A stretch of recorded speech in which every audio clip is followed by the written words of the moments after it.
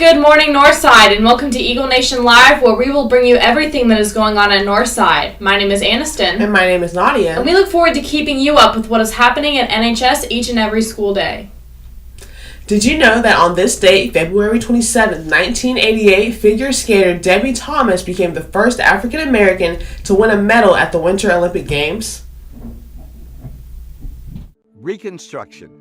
The revolutionary period following the end of the Civil War and the abolition of slavery witnessed the birth of an unprecedented experiment in interracial democracy, as African Americans, under the protection of the federal government, embraced the promise of full citizenship and equal rights in alliances with white Republicans under the protection of a boldly transformed Constitution. But after only a dozen years, the achievements of Reconstruction would be systematically and violently overthrown, ushering in a vicious backlash of Jim Crow racism that would last nearly 100 years.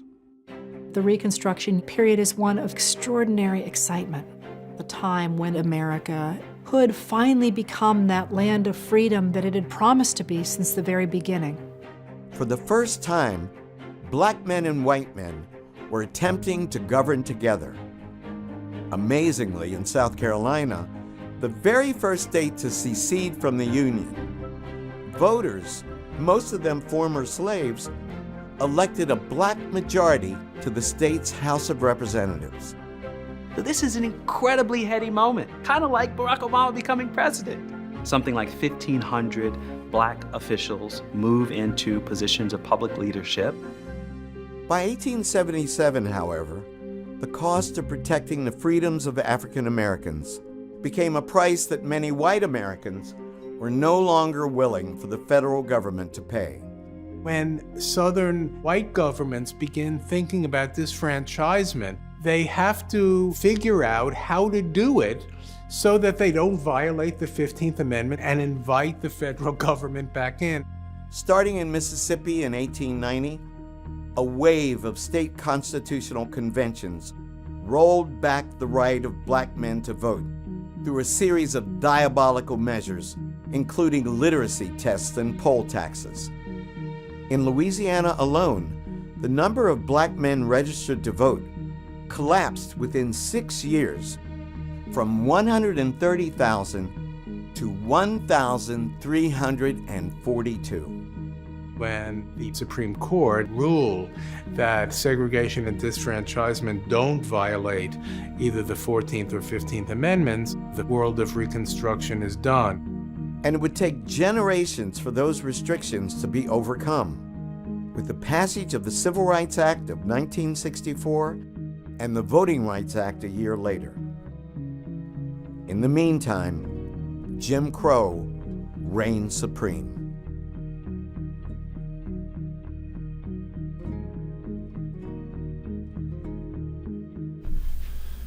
And now for the announcements.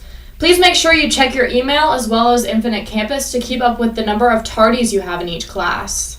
Hey seniors, it's that time of year, and if you would like to purchase a senior yard sign, go by and see Miss Hedden in the bookkeeper's office. They are $25 and she has the QR code for you to order. Deadline is March 31st.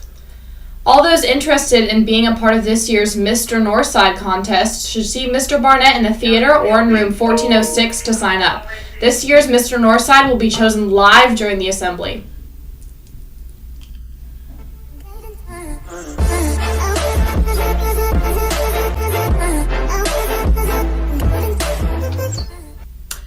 The Literary Club, Talon and Feather, will meet on Thursday after school. If you have not ordered a shirt, you will want to do so at the meeting. We will also discuss Eagle Fest. FBLA is collecting donations for the local nursing home. Toiletries, personal hygiene products, or handwritten letters to the elderly will be accepted and must be turned in to Ms. Gregory by Tuesday. The FBLA food truck fundraiser for teachers has been canceled. Anyone who orders will be given a full refund. Please see Ms. Gregory or Dr. McLeod to collect a refund or have any questions answered.